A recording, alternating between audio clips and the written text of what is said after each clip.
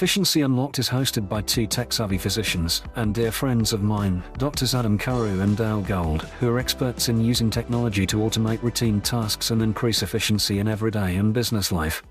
Let's see what they have for us today. I find those so useful because I'm not really great at making a perfect to-do list and opening that to-do list every day. But if I have a tickler or a notification that bugs me at a certain time of day or based on something that's, oh, my shift is over, it's time for me to leave and go home, it's so helpful for me to stop at Target on the way home, whatever it is that I know I need to do, and I know I'm not going to remember, and I'm too lazy or busy to write it down. So that one I find so helpful to me, and I use it every single day. Welcome to this week's episode. Today, I'm joined by a very special guest, Dr. Graham Walker. Graham is an emergency medicine physician, a clinical informaticist, and the founder of MDCalc, a popular medical computational website. He's also an avid user and enthusiast of generative AI tools, and he shares his insights regularly on LinkedIn. In this episode, we'll talk about Graham's journey from Kansas City to Stanford to New York and back to California, his passion for efficiency and problem solving, his aha moment with ChatGPT, and his vision for the future of AI in medicine. We hope you enjoy this episode as much as I did.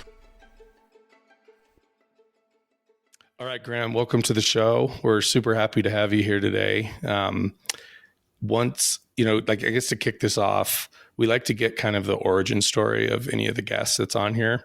Sure. And I obviously know a little bit about you just because we both work connected to the same company, but obviously in different areas of the country. But can you share with us and the listeners just a little bit about your journey, about, how you've landed where you are now, and talk a little bit about your why and what drives you? Yeah, sure. Thanks for having me. So I'm originally from Kansas City. Everyone's very surprised by that. I think because there's not a lot of people from Kansas out here in California, but originally from Kansas City, born and raised. That's where all my family's from. And I left Kansas City and haven't really been back since. Went to Chicago and did undergrad at Northwestern, and actually majored in social policy obviously did my pre-med stuff at that same time too. I definitely think the policy framework totally still influences how I kind of view the world and kind of unintended consequences and, good and bad policy. I took a year off before medical school and actually worked at a nonprofit on single payer national health insurance, a group called Physicians for National Health Plan, PNHP. It's this tiny little nonprofit, literally 3 people in the Chicago Loop. And at that time, kind of, I was an RA in undergrad, and so I wanted to just have a year where I kind of learned how to cook and kind of had my own apartment because I lived in the dorms all 4 years, and so that was a great, wonderful year. And then got into Stanford for medical school and spent 5 years there. About half of the Stanford class does like a 5-year thing where we take a year, and Stanford really is very generous to encourage us to all do research. And so a lot of us get kind of funded to do a year of research. So I did that. I did a chart review of patients with both mental illness and AFib in a cohort at the VA. And so I'm a published AFib author with actually a really famous KP researcher now, Alan Go. So we're on a paper together, and now we kind of work together on research stuff occasionally. And then after medical school, went out to New York and trained at what was St. Luke's Roosevelt Medical Center in emergency medicine. I was a chief resident there. It's now Mount Sinai took over. So I think it's now Mount Sinai West. And then I loved New York. New York was like an amazing 3 years. But I think it's a really hard place to practice, especially emergency medicine permanently, for a variety of reasons. And so kind of California was drawing me back in. I came back to California, after residency, I did a fellowship in simulation medicine because I really liked sim, and it's techie, it's kind of education. I liked being a chief resident. I liked doing teaching, so I did that for a year at Stanford, and then kind of out of the blue, this job with TPMG, the medical group for KP Northern California, literally just fell into my lap. I didn't even know it existed, and 2 weeks later, I had a job, and I've been here ever since. So I've been at KP San Francisco practicing emergency medicine since August 2012. So it's been 11 years now somehow. Cool. And that's now I'm here. Now we're talking. That's awesome.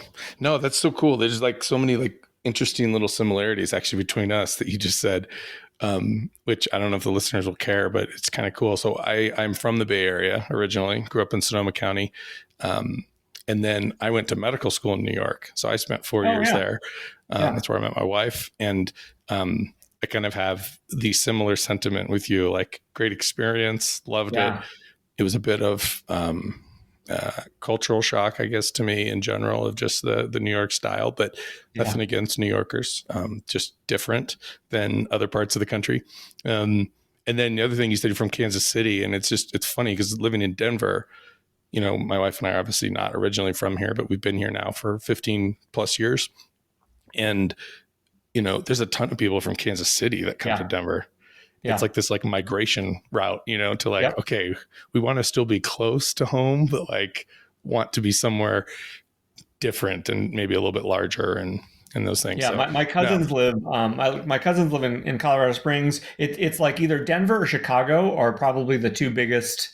You know, like it's a major city, larger than Kansas City. There's more art and culture and stuff, but still, you know, a quick flight or an eight-ish hour drive home. Which for Kansans, an 8-hour drive is like, oh, that's not that bad. Because you got to go there, right, to hit some other civilization, I guess you'd say, outside of the big cities. No, that's super cool. I was going to ask you too, you know, a little bit about your MDCalc history. Oh, sure. Yeah, can you share a little bit about that? Yeah, kind of similar to my why. I really there's something about like inefficiency that really bugs me. It always has. Like I feel like I'm able to kind of see systems and see ways that things could be better for whatever reason. I don't know if it's my Myers-Briggs personality type or whatever, but I hate like inefficient stuff, and I'm always like tinkering and trying to build solutions for that, right? In med school, like this was pre-Facebook, pre-iPhones, obviously, right? People had flip phones if they had a cell phone at all, and we didn't have a way to contact each other. And so I made like a little contact book where like I like wrote some PHP and MySQL code where you could click edit and like add your ICQ screen name or your AOL instant messenger name and your cell phone number and your home number and your address, because we were all brand new students. We didn't know where each other lived or people's numbers or anything. And then you could download a V card to your phone. So I was kind of like always trying to just solve these problems. It was like, how are people going to get in touch with each other? We all need to become friends and get to know each other and share notes and whatever. And then at the Palo Alto VA, I was being asked about Ranson's criteria. I've told this story a dozen times, but and I was just like, Ranson's criteria, why? And Ranson's criteria is particularly painful because it's like, again, I don't even remember it, but it's like, is the white count greater than 12.5 or is the calcium less than 11? Whatever it is. Yeah, super random. There's the initial and the 48-hour thing. And I was like, and I was being asked, what are Ranson's criteria? And I was like, this is so dumb. Why would I waste my brain cells? Third year med school, you're just like hit with this fire hose of even trying to learn what are normal vitals, right? And what's the dose of lisinopril that's a normal dose. And then like there's this esoteric stuff that seems really silly to remember or to memorize. You can look it up in like your pocket book you would carry in your white coat. But certainly at the Palo Alto VA, we had computers everywhere. And I was like literally standing next to a computer, and my senior resident, who's now like an interventional cardiologist, she was like, oh, what are Ranson's criteria? And I was like, well, why don't I just look it up? And then I was like, oh, I couldn't find it online easily, or if it existed, it didn't calculate it for you. And so I was just like, oh, well, why don't I solve this problem? Like, I think I guess I often view things as like, if I'm having this problem, I'm not that unique. Like, there's got to be other people who are having this same problem and they probably would like it solved too. So why don't I just take all the calculators I can think of, which in med school, it was 20 plus years ago, so there weren't nearly as many as there are now. But why don't I just take all the ones that I know about, and I can ask the residents, hey, what other ones exist that you know about? And I'll just put them all on one site. There were a handful of sites that had like a couple, but nobody had all of them. And I was like, oh, why don't I just make a repository for all of them? And then I was just solving my problem, right? I was just like, oh, well, then I'll never have to look this up again because I'll just say, I'll use my own website. And so that's how the whole thing started many, many years ago. That's super cool. That's super funny.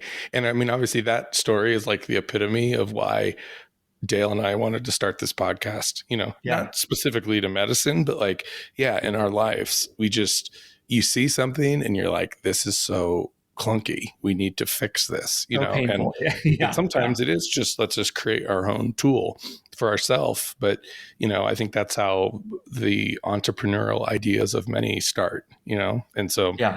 Well, Adam, it's like the other thing about MDCalc still today, and that was different than the other websites was I was so hyper focused on clicks and efficiency that, when you calculate something on MDCalc, you don't have to, it dynamically starts to calculate as you click things. There's not a submit button. Because that was the other thing that drove me crazy was like, I don't want a submit button. I don't want to have to like make a form that talks to a server. All this could just be done in JavaScript because it's just basic math, right? So that was the other thing that I was like so hyper focused on efficiency. I was like, there can't be a submit button because I just found it too annoying. So. No, and that's like, I mean, that's very, I don't want to say that's advanced thinking, but it is like, I mean, because that was like taking something that was very routine, fill out a form, click the dumb submit button. Yeah. But from a process standpoint, that's pinging out, coming back in, and you just wanted to do it right there on the device, right in the app itself, which totally makes sense. No, brilliant. Yeah. My wife and I were walking our dogs this morning, like we always do. And I mentioned that, you were going to be on the show today. And she's like, oh yeah, you always talk about him. And I was like, yeah, I actually haven't met him yet. So it'd be kind of cool to actually talk to him. But I was like, oh yeah, he's the one that like started MDCalc like back in the day. And she goes, what? She's like, my wife's an OBGYN. She's like, I use it. I literally have that bookmarked as a separate primary bookmark for just the OB calculators that are in there, like the estimated delivery date. And she's like, my staff is constantly using one of those dumb wheels all the time. And I'm like, people, you have a computer right in front of you. So she appreciates that. That's great. Innovation as well. That's awesome. So, we obviously talked about the spirit of the show, and like we're starting it obviously with like a heavy Gen AI component, because obviously that's the craze. Unless you lived in some sort of box the last year, Gen AI is hitting everyone everywhere, and particularly obviously healthcare because it's our domain. But what for you was like your Gen AI aha moment? And it may have happened even before ChatGPT, knowing your background, but like maybe even in the confines of ChatGPT, because I think a lot of listeners on this show actually aren't necessarily healthcare, but they love this content. Sure. So what was your kind of moment with it where you were like, like, holy crap, this is really cool? No, mine was ChatGPT. I was, I don't want to say asleep at the wheel. I've been busy with lots of things, but, I actually looked it up. So I think ChatGPT came out on the 30th of November. I made an account 3 days later because people on Reddit were talking about it. The Verge was talking about it. And I was just like, oh, let me try this out. And I remember I made it. I had taken a nap because I was going into a night shift. It was a Friday night overnight shift. And so I like woke up and I like made an account. It was kind of like groggy. And then, like that kind of like, oh my God, what the hell is this thing moment of like, I just couldn't stop playing with it. And then I, went to work. I had to go in at work. At work, first thing I do is I'm just like walking around with my laptop, like, give me something to make up, like, whatever. Tell me a story about something in the style of Donald Trump, and or Stephen Colbert or whatever, and would do it. And I was just showing people all night, and people are like, "What is this thing you're on? What are you doing? What is this website? Is it free?" So I was just playing with ChatGPT all night long in between patients, just because it was like, totally blew my mind. My colleague, I will call him out. My colleague Scott Campbell, probably honestly in 2018, he's an emergency physician who has luckily since retired, but Scott was like interested in AI and was taking like AI courses in healthcare in like 2018. So Scott was, and I was just like, okay, whatever, Scott, like, oh, okay, keep working on your, whatever algorithm. And he really tried to get me involved, but obviously I was just busy with other stuff. But Scott absolutely was seeing the future, and Scott's been doing AI now for 5-6 years now, because he was so aware of what was coming with the future. But no, it was really ChatGPT that like totally blew my mind, like it blew everybody's mind. And it was really good timing for me. I had written a column about emergency medicine, a monthly column for one of the it's called EM News. It's kind of one of those magazine type things. I'd written for a column for 10 years, and I love writing. I love kind of getting my thoughts out on paper. And I had kind of retired from that columm, because after COVID, I just gotten like, I was like, I kind of need a break. I was kind of crispy. I didn't have anything nice to say anymore, and so I'd like taken a break from that. I left Twitter because of Elon's anti-vaxxer people on there. And so I kind of was not really doing anything in the public internet sphere for, I don't know, maybe 6 or 7 months.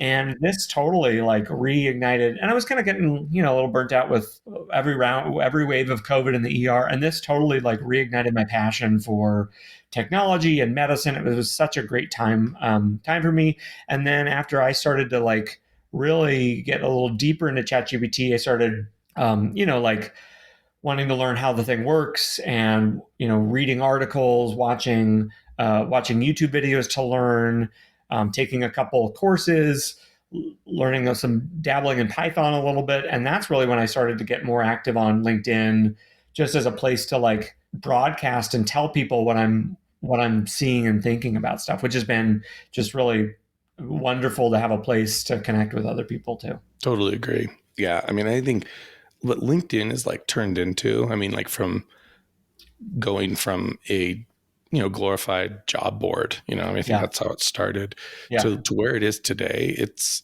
a pretty impressive platform, and I agree. I mean, the amount of ideas or just stuff that I can read on there, obviously from you, but I mean, just from other folks like that just are putting thoughts out there. And especially like this AI bubble has been so cool on there, because you start getting connected to people from other industries that are not even, related specifically to healthcare, that kind of have this like same aha moment or these same perspectives, and, how it's going to change marketing and how it's going to change management and, all this. And so it's like, it's even made me interested in like learning more about those things, which I don't have an MBA. I've never been trained in that way. So kind of that same way of you, where you just kind of went deep dive into, I want to know the back end of this, as much as like, what can be just done on the front end for this, for people. Yeah. And you start, like you said about marketing, you start hearing from people in those other marketing law, entrepreneurship, small business, whatever it is, you start kind of connecting or hearing from people about like, what do they think is going to happen in their industry, right? We're sharing everything about what we're excited about in medicine, but you start to see all of these other people talking about how they could use it for their field, in more nuanced ways than just like content creation, right? Like when ChatGPT first came out, it was like, oh God, all the blogs are just going to be filled with, content creation garbage, which may be true. I don't read many blogs anymore, but like it's certainly possible that there's just a ton of garbage content over the past year. But you start to see the kind of the leaders and the forward thinking people in these different industries talking about ways they could use these tools to help them deliver whatever it is that they want to deliver for the world or their clients or patients or whatever. Yeah, no, totally agree. Let's go back to a kind of a theme that we touched upon, or you touched upon in the beginning, around just general efficiency, like in your life. You already said you love stamping out those stupid stuff. To a fault. It's probably pathologic. You could probably ask my husband. It's probably pathologic that I need to take I have to take the most efficient route to do anything, even at the expense of increased anxiety and stress on him, and I mean, what you're getting at is we haven't had an expert on this show yet, that talks about lean methodology or operational excellence, like the Toyota method, all that stuff. But it's that's what you're kind of describing, right? I mean, you're eliminating those inefficiencies, those waste moments in a process, the Kaizen moments or whatever it's called. I'm not an expert in that, but that's essentially what you're doing. And I think that's how you hijack, things in life. And, my wife and I were just listening to Atomic Habits on audio because we both had kind of written it at different times. Have you read that book? No, you would love it. Cause it's that's his methodology is all about that type of thing. Breaking things down, so they ultimately become a habit, but really it's about efficiency and making it so easy to do the right thing. Yeah, sure. That, you eventually just do things like you normally do. Everyone puts one arm through their jacket before the other arm, but you don't think about that when you put a jacket on, you just do it. It's a cool book for anyone that's listening. It's a good life book, I would say. But so shifting back to general efficiency, I mean, what else can you add to that, or to folks, how even your thought process that I think could be beneficial for others, on how you think that way, that even though you may think it's pathologic, it's actually probably super helpful and others could learn from that. Yeah. I feel like I spend so much of my time in front of the screen, which is probably not healthy, but a lot of my stuff is just being efficient at the computer. So I have everything from way too many keyboard shortcuts to, apps that handle a lot of stuff that I know I can do things much faster than a lot of other people. And therefore, a lot of people are really impressed that I did XYZ and got something done. I'm like, that actually was not that hard. But I know for people that aren't as computer nerdy or as savvy or whatever, it would be a lot of work for them. But for me, I'm like, oh yeah, that was, I'm not going to admit that to my bosses, that it took them, that oh yeah, that took me 5 minutes. But when it, realistically probably would take other people 30 minutes or an hour to do. But it's everything from, are you on a Mac? Mm-hmm. Yeah. Do you use Raycast or Alfred at all?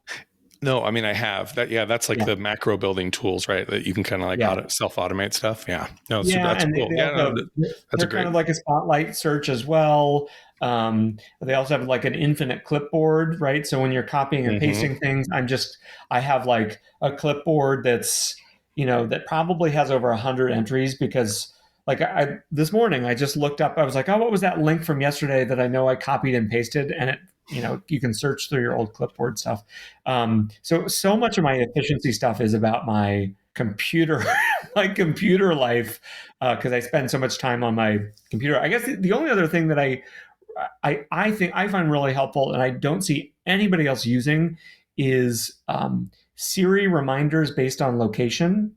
So I don't know if I'm the only one that has trouble with this, but I'll be riding to work and I'm like, oh crap, we're out of milk.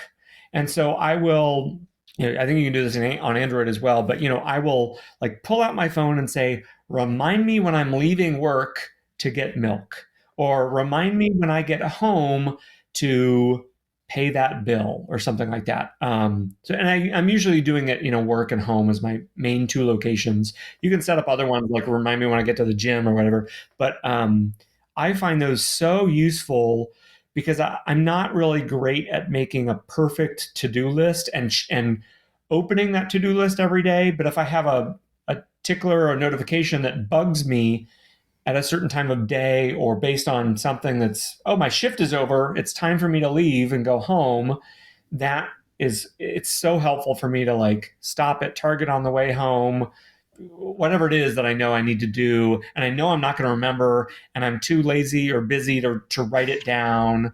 Yeah. So that one I find so helpful to me, and I use it every single day. That's awesome. That's a great example. I mean, I think because like probably 90% of the people that are listening to this either use a Mac or have an iPhone, I would say. Sure.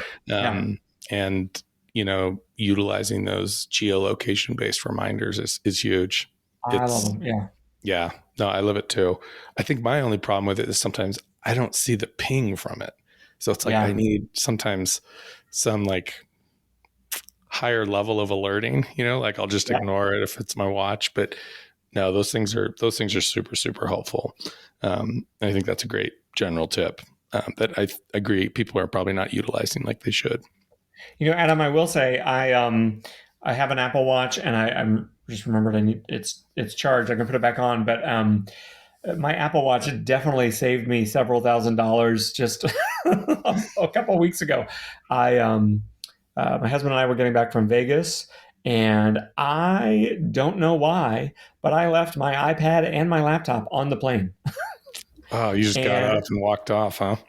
Yeah, I just totally clueless. I think I was just like, it was a really bumpy descent, like the worst descent I've ever had. I get super motion sick, and I think I was just like, I need to get fresh air and get off this plane, right?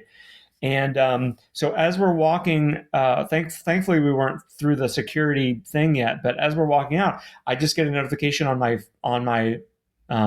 Apple Watch. Oh, your laptop's not with you. And I was like, that's weird. Normally you get these and they're all false alarms if you're on vacation. It's super annoying. Super annoying. But I was like, oh, that's weird. It's got to be a bug. Let me just open up my backpack because that's strange. And, you get the immediate panic. Oh, my God, I don't have my laptop or my iPad. My husband's rolling his eyes. He's like, are you kidding me?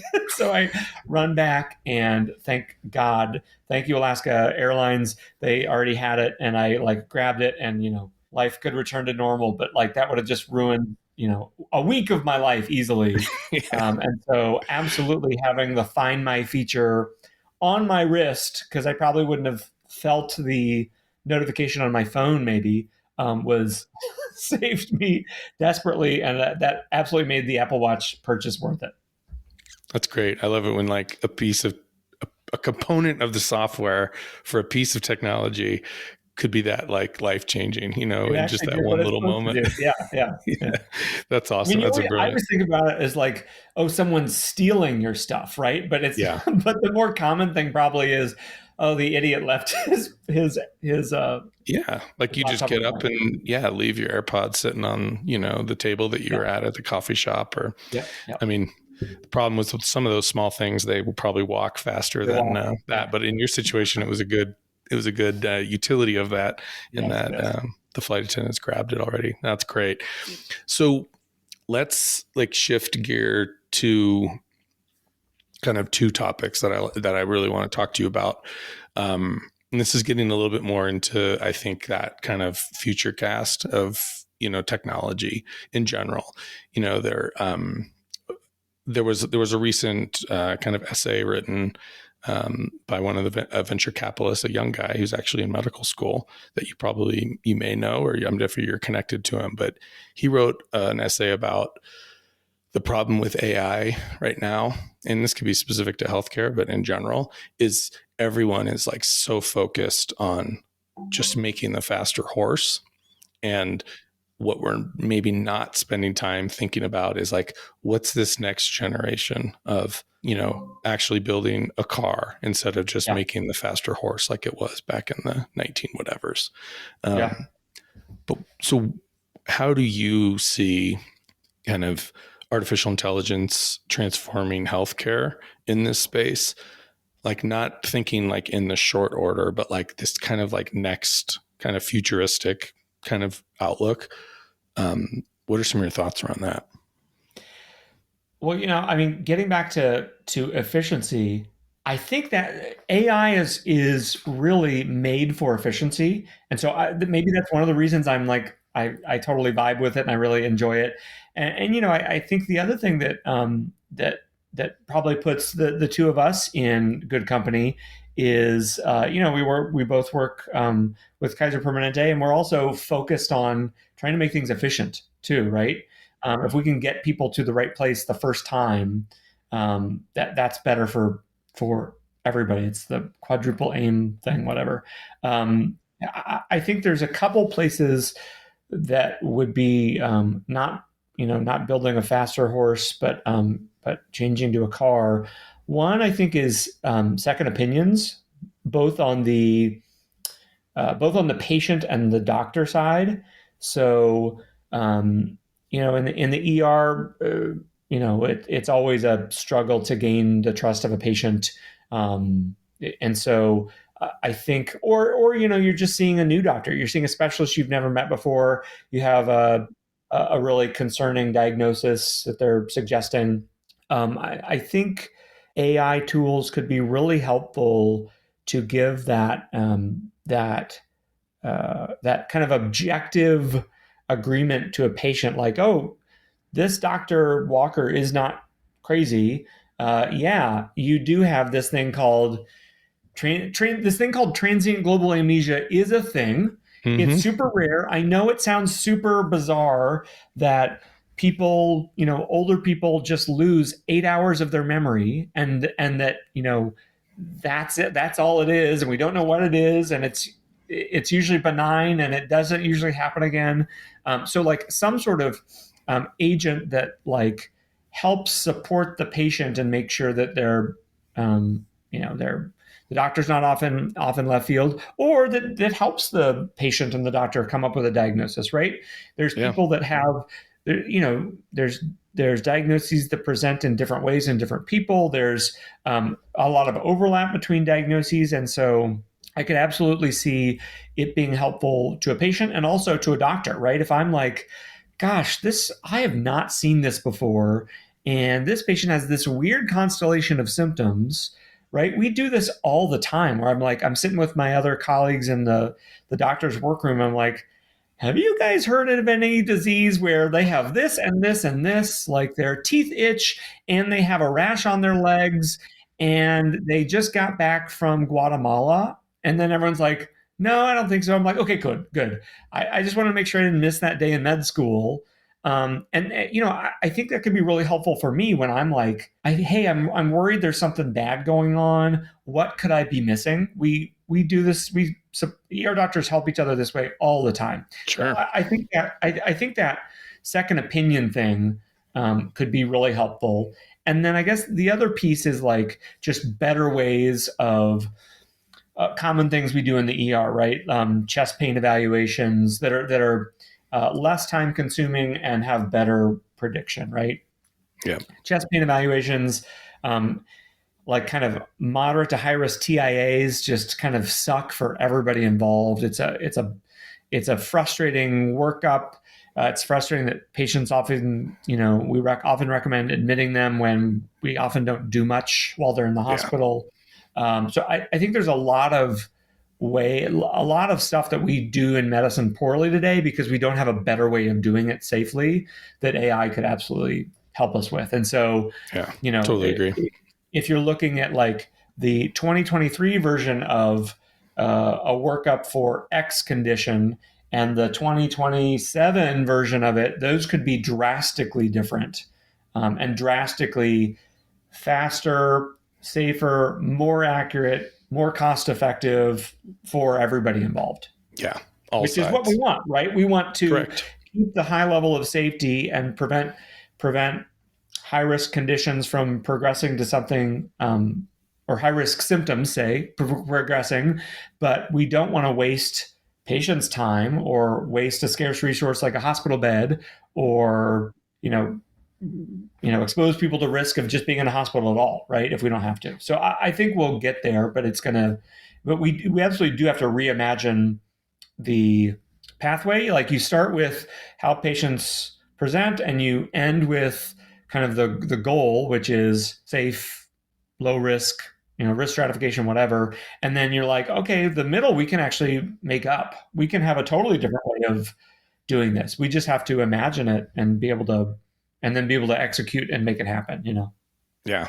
No, I love all of that. And I really love I love like kind of ideating or thinking about the future of like how patients will use this. And you kind of got into that, with this like second opinion kind of thing. Like, cause now, and even, I see this, even in primary care where someone will hear something from their doctor or whatever the assessment was of their back pain or whatever it was. And they're just like, they didn't think, they just blew me off.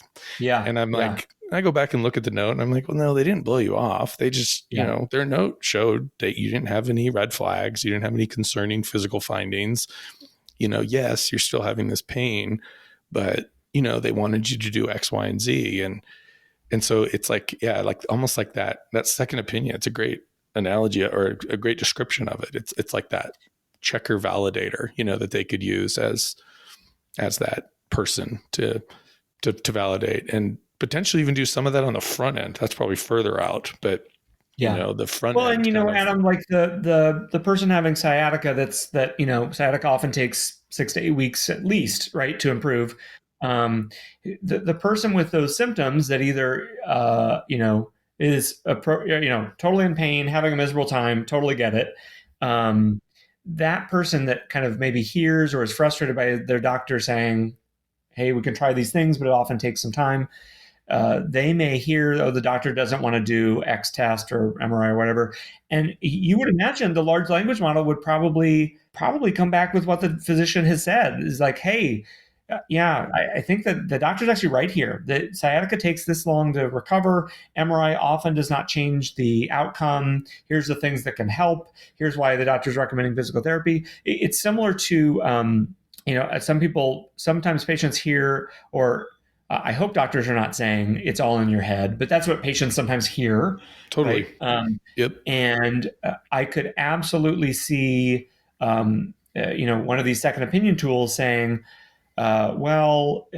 your palpitations aren't all in your head, but that, there is a really strong connection between what the brain experiences and symptoms that the brain can cause your body to have.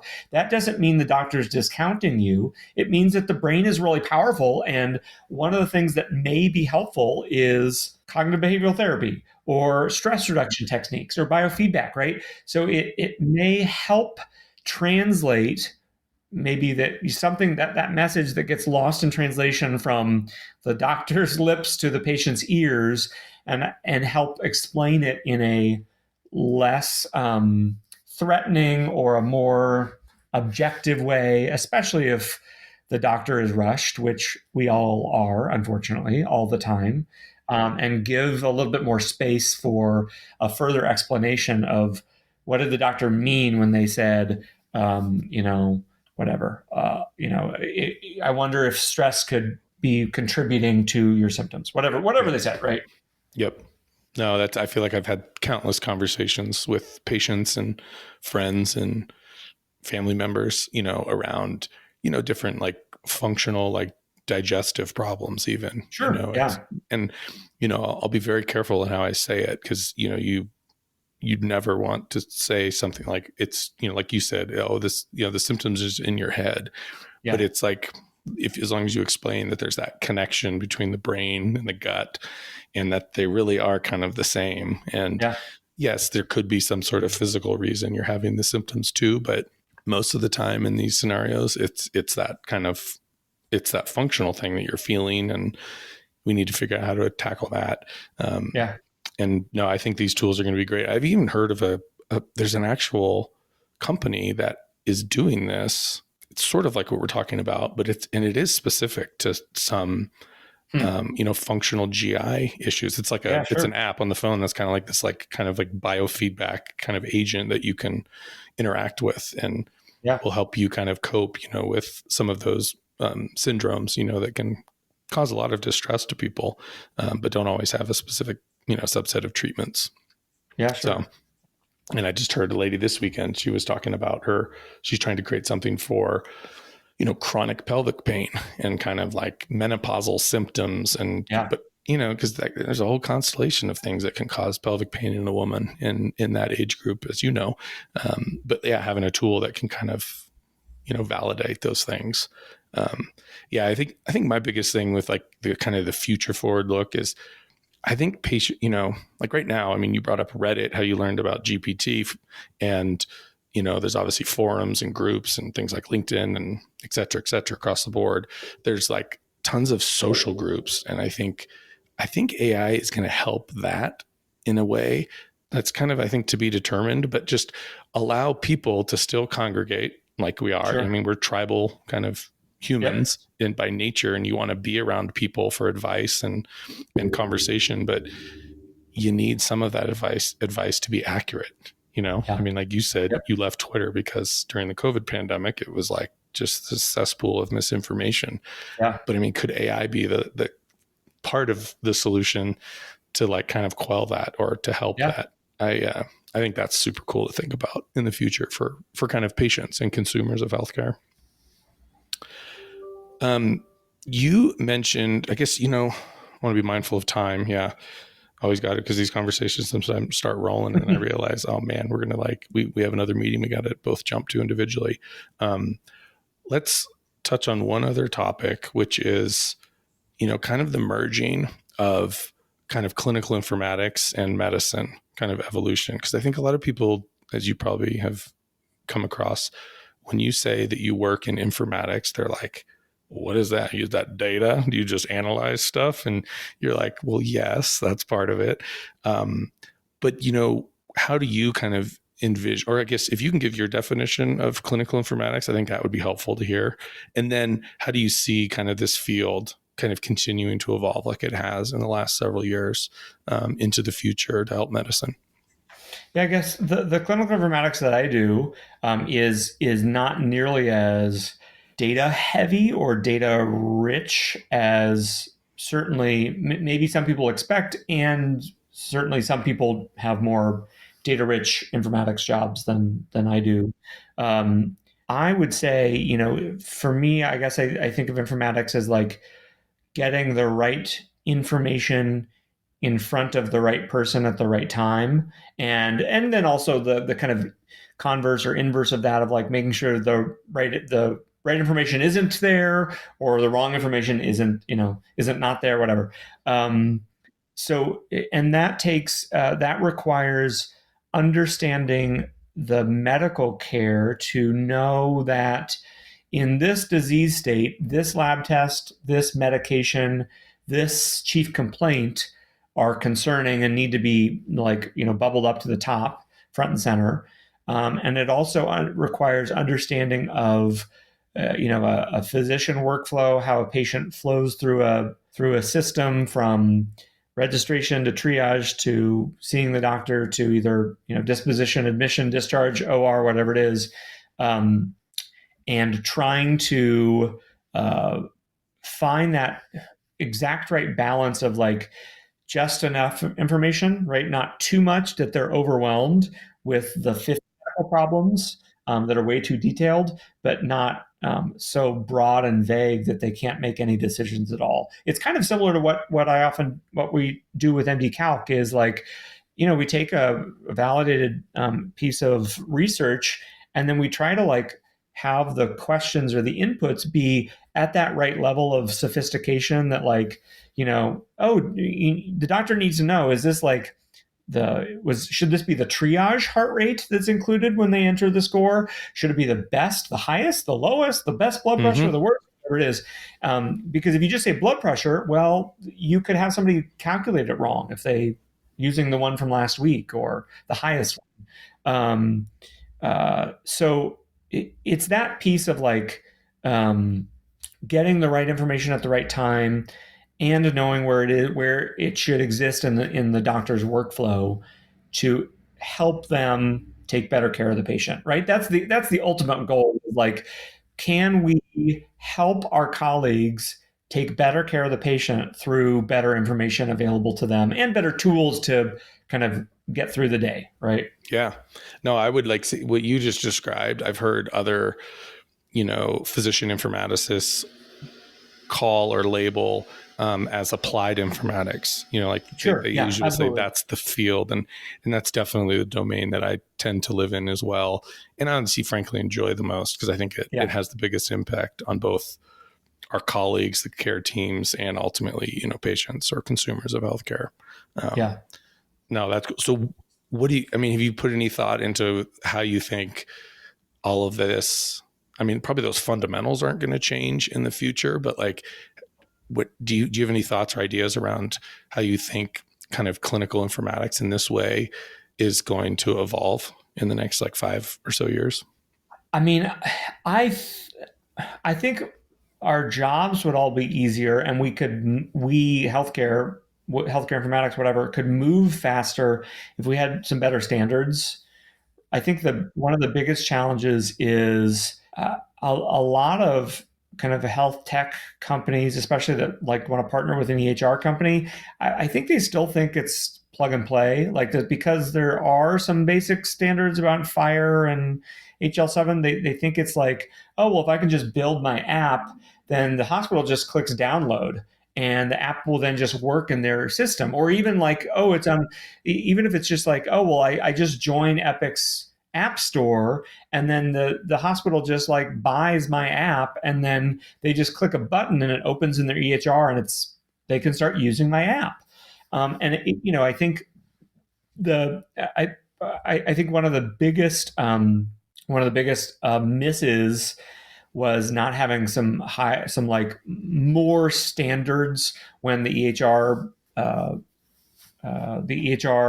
regulations were rolled out, in terms of like, hey, this should be at the encounter level, this should be at the patient level, this is where this field is for blood pressures in the clinic, and this field is for blood pressures in the ER, or the OB, or OB blood pressures postpartum, or this is where creatinine should go. And I don't think you want to over legislate that, but for common things like common lab tests, common vitals, whatever it is, so much of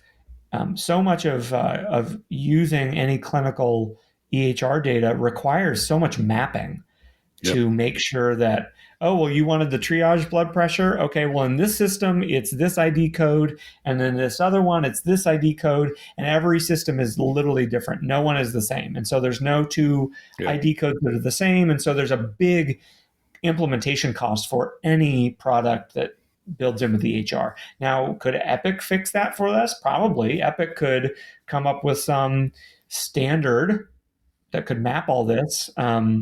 Or a company could do that too, Sure. that kind of does the translation layer. But that's where I would love to see improvements, because it would just make us all more efficient, and it would make the entrepreneurial side and the innovation pieces move a lot faster too.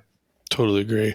Yeah, I always give people like the analogy for what you're describing in much more detail, like when I'm just telling people about how information exchanges, even in healthcare, like they don't understand why they went to this hospital that was outside of KP, and why we can't just like magically see everything, and we see a lot of this stuff, but it's not, like you said, fully baked in and integrated. Is I tell them, imagine if like a device you bought came with a weird kind of plug, and it didn't work in your house, and you had to buy some adapter for every device that you want to just charge. Or you go to your neighbor's house and they have a whole other set of plugs in their house. Their house is wired totally different voltage. There's like all these examples, and everyone's just like, that's absurd. And I'm like, yeah, that's actually the way healthcare is right now. Yeah. Because there's no baseline standards. It's one of those things, if we could just like wind back the time, as we started to do the digitizing of healthcare, if we just did all this, then it would have just made our life so much easier.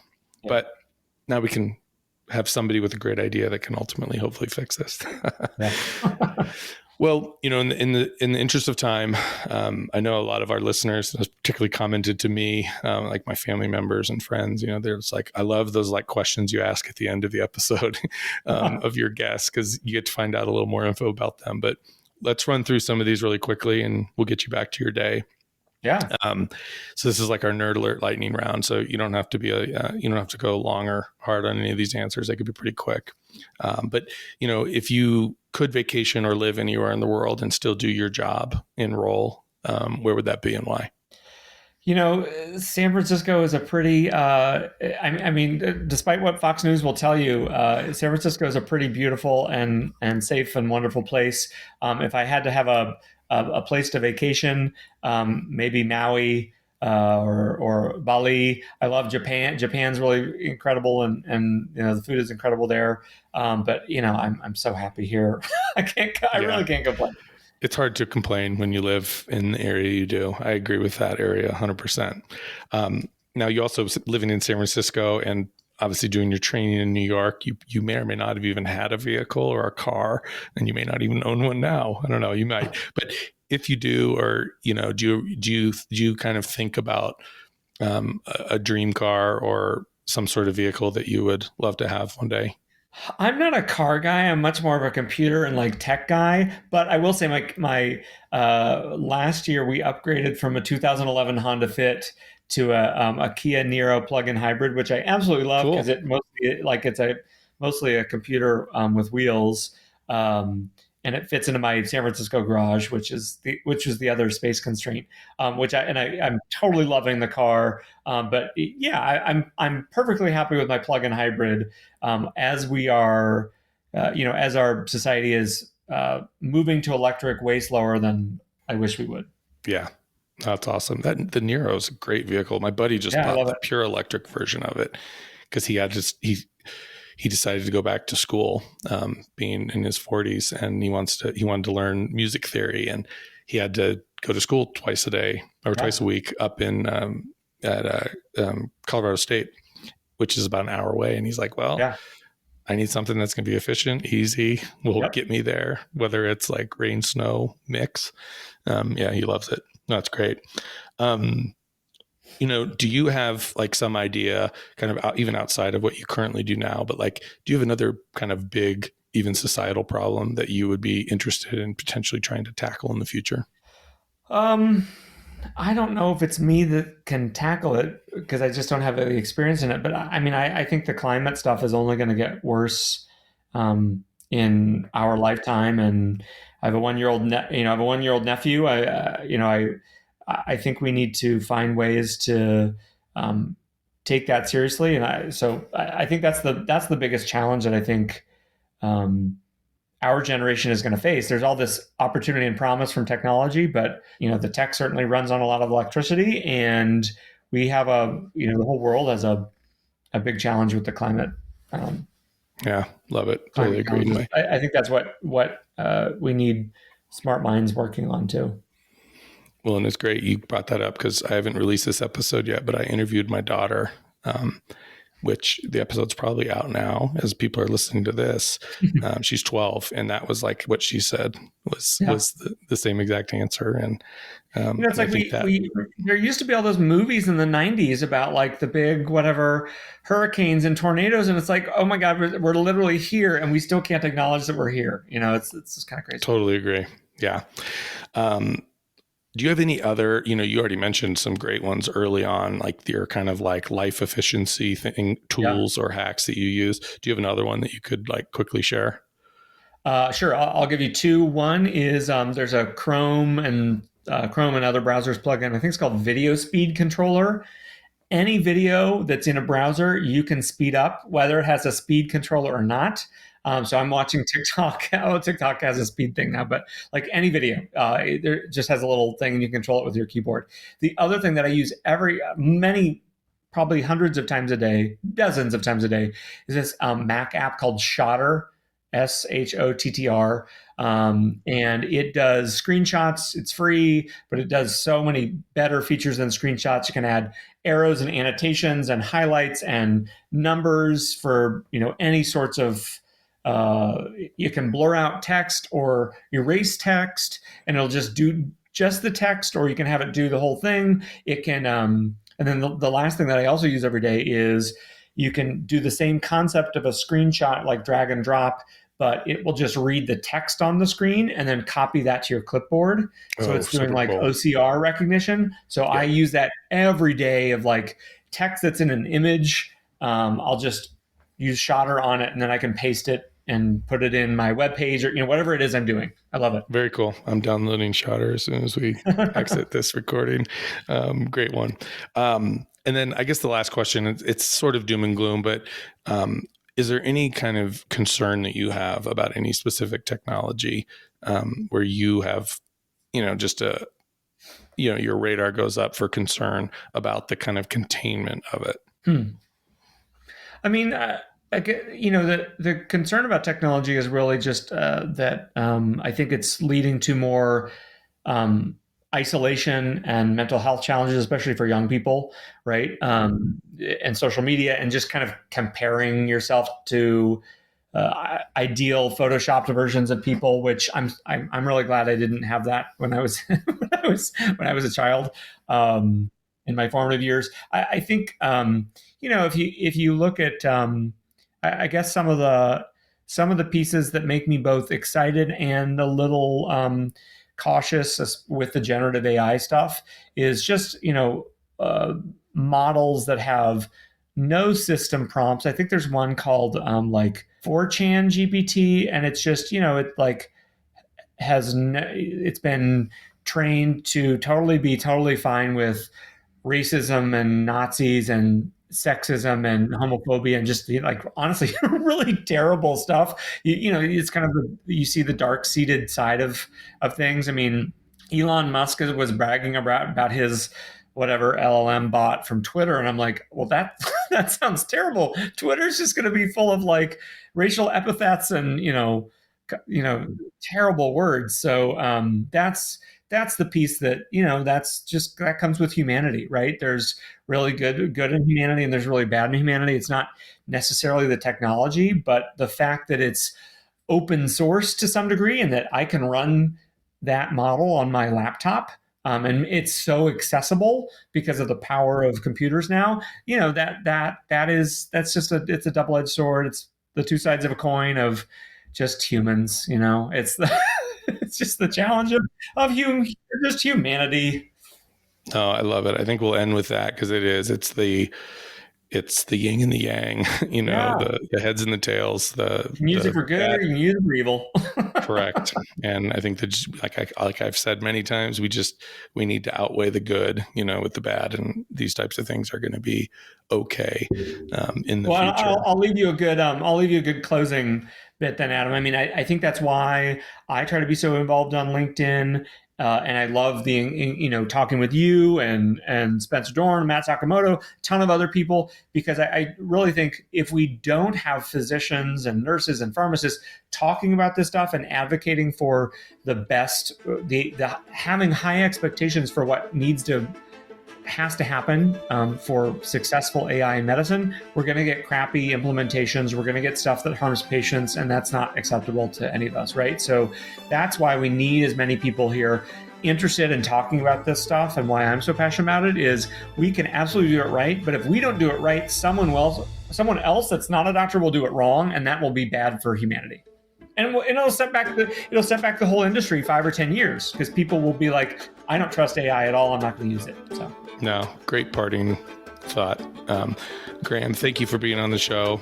Really appreciate you taking the time. Being an ER doc, I know your shifts are probably all over the place and crazy. And if any of the listeners want to get in touch with Graham, the best way to, I think, reach him is Graham Walker on LinkedIn. That's going to be, be able to follow his thoughts, and you can comment on the things that he posts.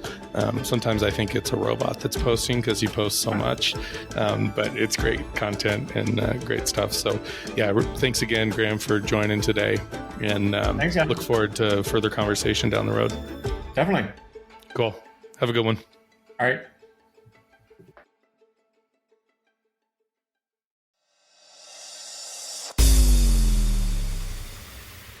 Thank you for listening to Efficiency Unlocked, Nerd Tested, MD Approved, a Nerd MD's podcast by Drs. Adam Carew and Dale Gold.